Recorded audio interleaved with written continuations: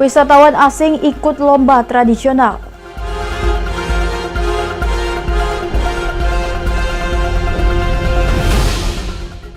Pertemuan anjing hilang dengan pemiliknya. Kecelakaan Miss Rusia 2017, Ksenia Alexandrova tutup usia. Halo, selamat datang pemirsa di Mata Dunia, program yang mengupas berita dan peristiwa global dari berbagai belahan dunia. Saya Lydia Junita akan menemani Anda selama 30 menit ke depan. Berikut informasi selengkapnya.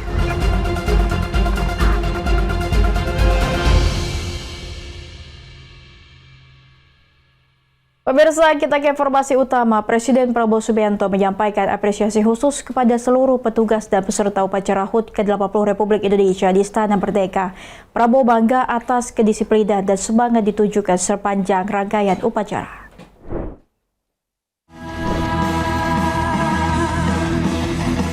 Presiden Republik Indonesia Prabowo Subianto memberikan apresiasi kepada seluruh petugas dan peserta upacara Hari Ulang Tahun ke-80 Republik Indonesia di Istana Merdeka, Jakarta.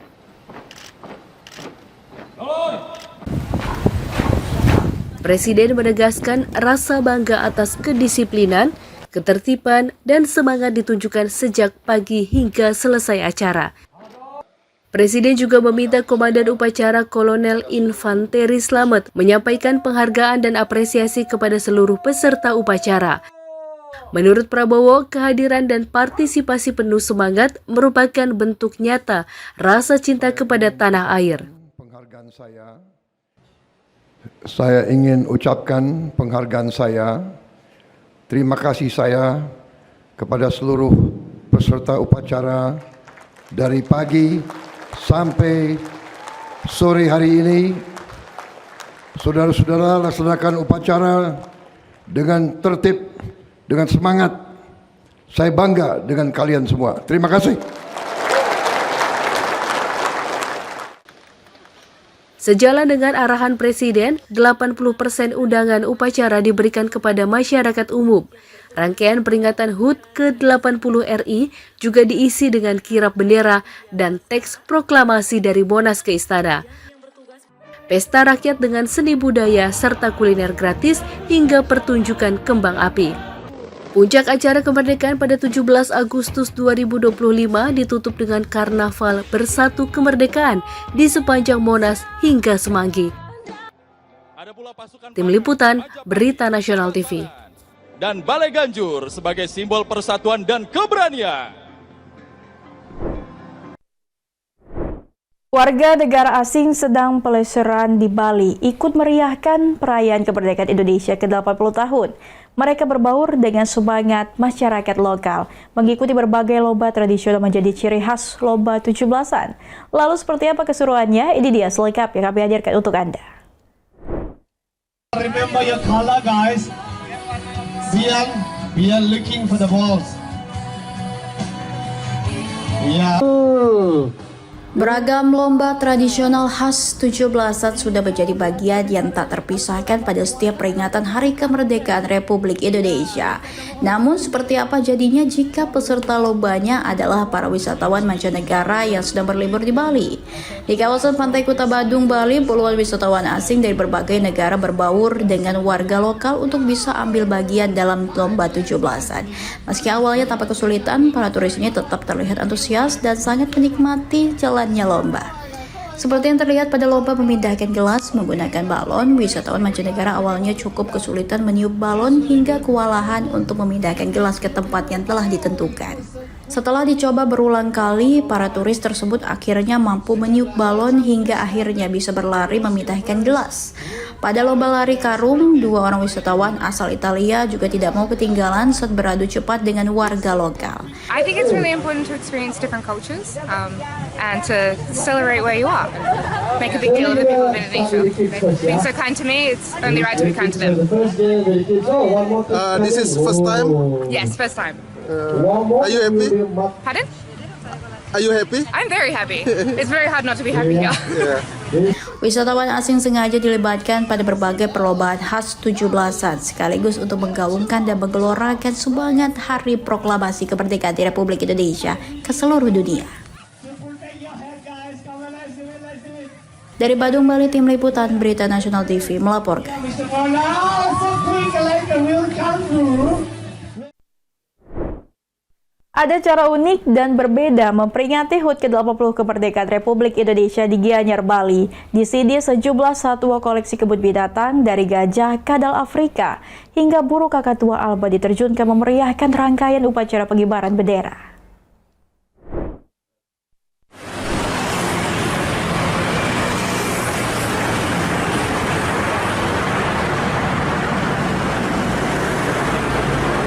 Pelaksanaan upacara bendera memperingati HUT ke-80 Republik Indonesia di salah satu kebun binatang di Gianyar, Bali. 4 ekor gajah dipandu oleh pawang yang memasuki area upacara bendera. Keempat gajah Sumatera yang berusia sekitar 20 hingga 30 tahun tersebut selanjutnya berbaris dengan rapi di area upacara dan berdiri sejajar dengan peserta upacara lainnya. Ketika berlangsung pengibaran bendera dan lagu Indonesia Raya berkumandang, para satwa ini tampak tenang bahkan ikut memberi hormat dengan mengangkat salah satu kakinya hingga bendera merah putih berkibar di ujung tiang. Selain gajah, upacara bendera juga melibatkan kadal Afrika dan seekor burung kakatua alba.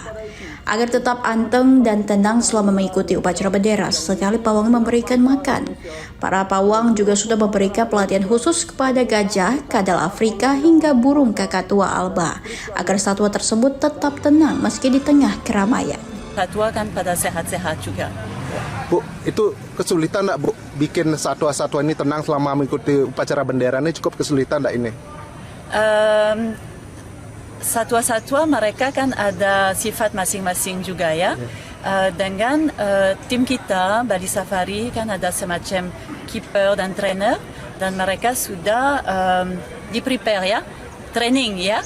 Seperti training untuk gajah-gajah kita juga. Ya, jadi sudah dilatih dengan baik dan kalau di dalam kondisi sehat mereka bisa behave juga.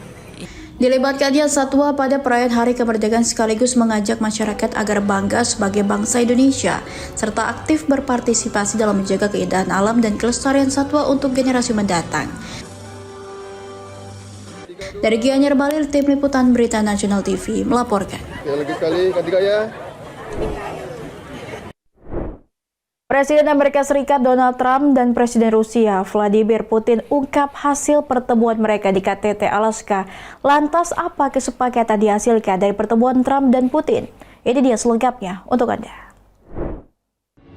I believe we had a very productive meeting. There were many points that we agreed on, most of them I would say. We really made some great progress today. I'm going to start making a few phone calls and tell them what happened. Pertemuan puncak antara Presiden Amerika Serikat Donald Trump dan Presiden Rusia Vladimir Putin di Alaska terjadi pada Jumat 15 Agustus 2025. KTT digelar di Alaska menjadi momen langka bagi Putin selama ini terisolasi dari Barat sejak invasi ke Ukraina pada Februari 2022. Mengutip akun Instagram Trump, Senin 18 Agustus 2025, Trump mengungkap pertemuan mereka menjadi hari yang luar biasa dan sangat sukses.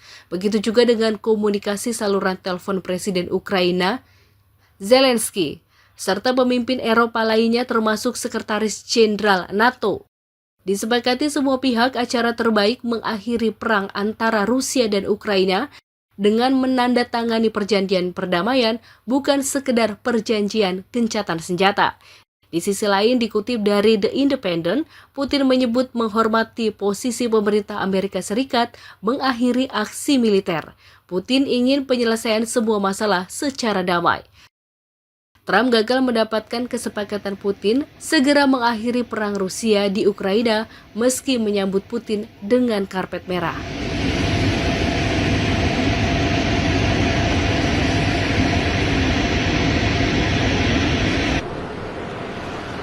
President Putin, will you agree to a ceasefire?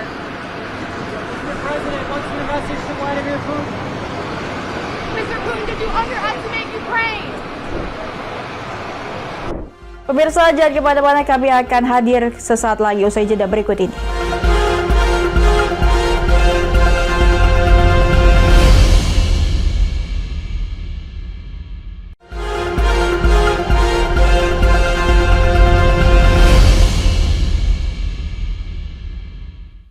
Anda kembali bersama kami di Mata Dunia. Pemirsa, polisi di New York mempertemukan anjing yang hilang dicuri di kereta bawah tanah dengan pemiliknya. Pertemuan berlangsung dramatis.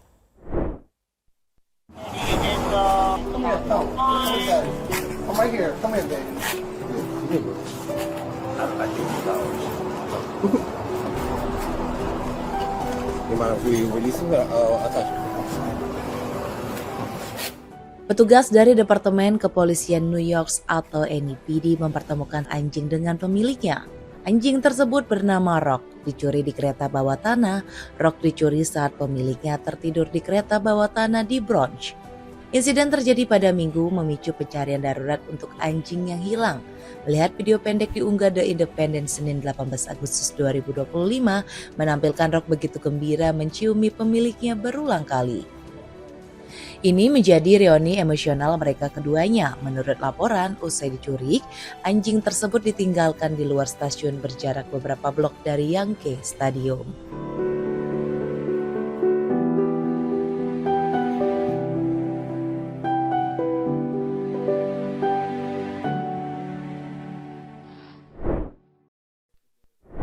Pemirsa, Miss Rusia 2017 sekaligus wakil Rusia di ajang Miss Universe 2017, Ksenia Alexandrova tutup usia akibat kecelakaan di wilayah Rusia. Dilaporkan seekor rusa menabrak kaca depan mobil Porsche miliknya.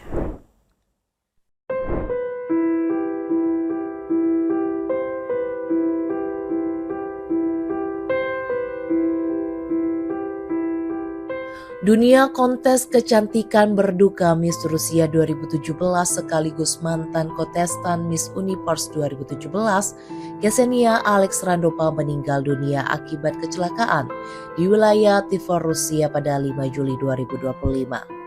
Ksenia Alexandrova menghembuskan napas terakhir pada Selasa 12 Agustus 2025. Dikutip dari Hola Senin 18 Agustus 2025, perempuan baru menikah 4 bulan lalu duduk di kursi penumpang ketika mobil dikendarai sang suami menabrak seekor rusa tiba-tiba melintas di jalan. Keduanya mengalami kecelakaan parah. Model berusia 30 tahun ini mengalami cedera otak traumatis dan harus dirawat sejak Juli 2025. Semasa hidup, Ksenia Alexandrova dikenal sebagai pribadi yang hangat dan aktif dalam kegiatan sosial.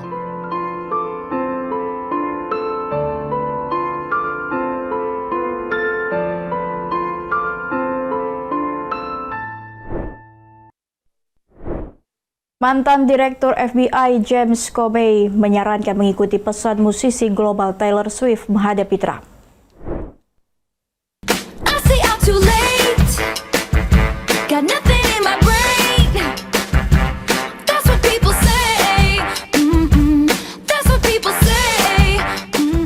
Langkah penyanyi sekaligus pencipta lagu internasional Taylor Swift menghadapi Presiden Amerika Serikat Donald Trump diikuti mantan Direktur FBI James Comey. Dalam sebuah video diunggah Fox News diunggah Minggu 18 Agustus 2025, Comey mengungkapkan memiliki mekanisme penyesuaian menghadapi ketegangan dengan Trump. Which is what makes me think about Taylor Swift. She's made clear that she sees Donald Trump for what he is. And last year, she urged Americans not to make the serious mistake of electing him. Of course, we're now living with the consequences of that mistake. But while our elderly makeup-covered president is posting about whether Taylor Swift is still hot and declaring that he can't stand her, what's she doing? Comey mendengarkan dan mengikuti kebijaksanaan ikon pop dunia Taylor Swift. Mengatasi Trump, ia menyimpulkan lebih suka pendekatan lebih lembut seperti Swift mengatasi Trump. Menjalani hidup sebaik-baiknya menghasilkan musik yang hebat dan seperti yang Swift ajak kita semua melakukan podcast. Tidak memberikan kekuasaan kepada orang-orang bodoh atau pikirannya, kata Comey merujuk perkataan Swift.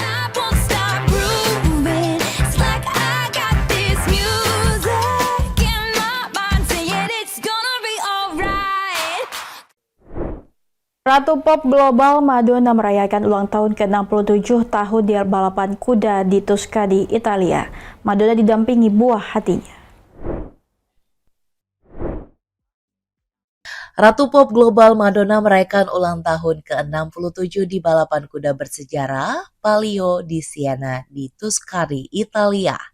Dikutip dari Daily Mail Senin 18 Agustus 2025, Madonna didampingi putranya Rocco, putrinya Lourdes Leon, dan anak kembarnya berusia 12 tahun, Stella dan Estere. Diadopsinya dari Malawi pada tahun 2017. Keluarga tersebut menonton dari balkon saat balapan terkenal itu dimulai. Madonna pamer senyuman sepanjang hari spesialnya. Acara balapan ini rutin dilakukan sejak 1633, dikelilingi orang-orang terkasih. Pemirsa, jangan kemana-mana, kami akan hadir sesaat lagi usai jeda berikut ini.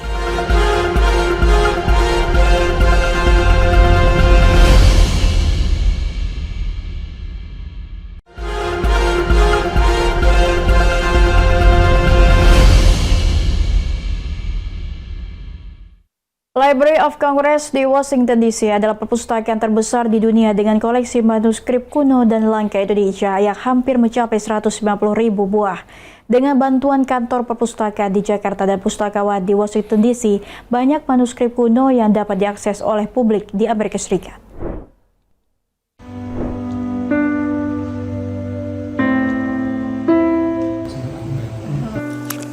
Library of Congress mempunyai lebih daripada 500 lontar dari Bali. Hanya dari Bali aja? Dari Bali, dari Jawa, dari Madura juga. Tidak hanya naskah daun lontar, Joshua Kueh juga menunjukkan salinan Babat Tanah Jawi tahun 1862 dan manuskrip Batak Langka tahun 1870-1900. Ya, Hotapoda. Jadi bahasa Hotapoda.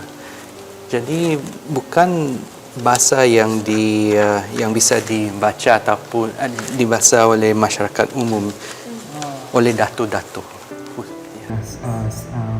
Beragam manuskrip kuno dan langka Indonesia itu tersimpan di Library of Congress, perpustakaan terbesar di dunia yang memiliki kurang lebih 175 juta koleksi. Dari manuskrip langka, audio, video, ataupun alat perekam suara kuno seperti ini. Menurut Joshua Kueh, pustakawan Asia Tenggara di Library of Congress, dari data tahun 2021, ada 117.567 koleksi Indonesia di divisi Asia yang sudah dikatalog. Lebih kurang separuh koleksi dari Indonesia. Asia Tenggara ya? Ya. Kalau Asia semua? Asia semua mungkin terbesar nih dari negeri Cina. Saya tak tahu Andrea Decker yang mendampingi Joshua adalah juga seorang pustakawati yang sedang mengikuti program residensi di Perpustakaan Kongres. Andrea yang menulis disertasi tentang dangdut koplo ini sempat melakukan katalogisasi terhadap buku-buku Indonesia terbitan lama ini. Saya mendapat metadata-nya dari informasi yang terletak di bukunya untuk mengkatalognya supaya warga Amerika bisa mencarinya dan bisa mengakses buku tersebut. Selain di divisi Asia, koleksi Indonesia juga bisa ditemui di bagian lain Library of Congress, seperti di American Folklife Center. Sampai saat ini, jumlah total koleksi Indonesia di Library of Congress mencapai 190.000 buah. Ada hotel sebentar lagi. Mau cobain? Betul, ya. Tapi waktu itu hotelnya masih bernama Hotel Oranye. Oh, Hotel Oranye ya. Urusan menyimpan dan merestorasi manuskrip kuno, Perpustakaan Kongres, kata Joshua, punya ahli terbaik di dunia. Tantangannya adalah membaca atau menafsirkan isinya. Kami tak mempunyai orang yang bisa membacanya. Jadi kami pun bekerja sama dengan Jakarta dan juga cendekiawan untuk buat deskripsi tentang bahan-bahan ini. Beruntung sejak tahun 1960-an, di Jakarta ada kantor Perpustakaan Kongres yang punya peran besar membantu proses katalogisasi sehingga banyak manuskrip kuno yang bisa diakses oleh publik. Dari Washington DC, Supriyono, Rere Wahyudi, Alam Burhanan, VOA. Pemirsa, generasi kedua imigran Indonesia di Amerika Serikat seringkali dihadapi satu tantangan menguasai bahasa ibu mereka. Di kampus terkenal University of Pennsylvania, kelas bahasa Indonesia dimanfaatkan anak-anak imigran Indonesia untuk mengasah kemampuan bahasa Indonesia mereka yang semakin memudar. Hari kemerdekaan di Amerika Serikat. Ini adalah presentasi mahasiswa kelas bahasa Indonesia pemula di University of Pennsylvania. Makanan adalah bagian. Jack dan Arnaf adalah dua mahasiswa S1 keturunan Indonesia yang tengah mengambil kelas bahasa Indonesia ini. Saya berasal dari Jakarta, tapi semua keluarga on his side dari China. Chindo, yeah. Chindo. I lived in Jamaica my whole life. So, I mean, like, most of my culture is Jamaican.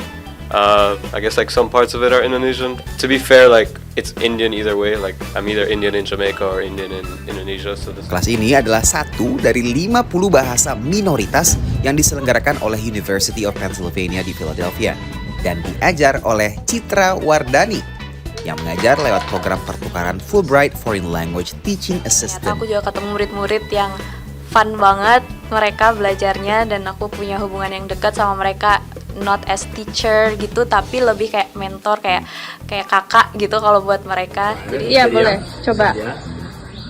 Metode yang diajarkan Citra menekankan ke pembicara sehari-hari yang dirasa akan lebih bermanfaat untuk para mahasiswa ini untuk berinteraksi dengan warga Indonesia. Like the foremost point of the class is to learn how to speak with Indonesians, not worry about formal or informal. Just like get it out there and just keep speaking the language. And I feel like that's honestly the best way to learn. Like we also go to we went to restaurants together, we know to order food. Suka makan nasi goreng, pretty basic. Tapi saya juga suka makan ayam gulai dan makanan Padang lain. Dari 1 sampai 10, skill bahasa Indonesia kalian berapa? 4. 4 juga. Mayoritas mahasiswa kelas bahasa Indonesia di kampus ini tumbuh dan besar dengan orang tua asal Indonesia. Namun, justru kesulitan untuk berkomunikasi aktif dalam bahasa ibu mereka. Seperti curhatan Zora dan Timothy yang masuk di kelas bahasa Indonesia tingkat lanjut yang diajarkan oleh Citra. Saya ambil kelas ini untuk bisa lebih lancar bahasa Indonesianya, karena saya ngomong bahasa Indonesia sama mami papiku. Ya saya juga kesel kalau nggak tahu gimana bisa ngomong di Indo, karena saya suka ngomong tentang banyak science related things. University of Pennsylvania berada di kota Philadelphia yang dikenal memiliki konsentrasi diaspora Indonesia yang tinggi, termasuk para mahasiswa yang bersekolah di sini. Kepiawaian bahasa Indonesia imigran Indonesia generasi kedua umumnya memudar, namun budaya dan nilainya masih tetap bertahan. Mungkin kalau untuk yang orang tuanya orang Indonesia itu masih lumayan dekat ya, jadi mereka bisa relate kalau misalnya orang Indonesia basa basinya itu straightforward banget ya, nanya udah punya pacar, udah gede ya, masih inget tante nggak ya, kalau kayak gitu mereka ngerti. Cuman mereka juga paham kalau waktu orang Indonesia misalnya kasih pendapat suka muter-muter nih ngomong, tapi kalau lagi basa-basi straightforward banget. Bagi para murid Citra, belajar bahasa Indonesia tak sekadar mengejar nilai, namun juga untuk kembali mengenal dan mempertahankan budaya kampung halaman orang tuanya. Dari Philadelphia, Randy Wicaksana, VOA. Demikian Mata Dunia kali ini. Terus saksikan informasi lainnya di Berita Nasional TV. Selidia Junita beserta kru yang bertugas pamit undur diri. Terima kasih dan sampai jumpa.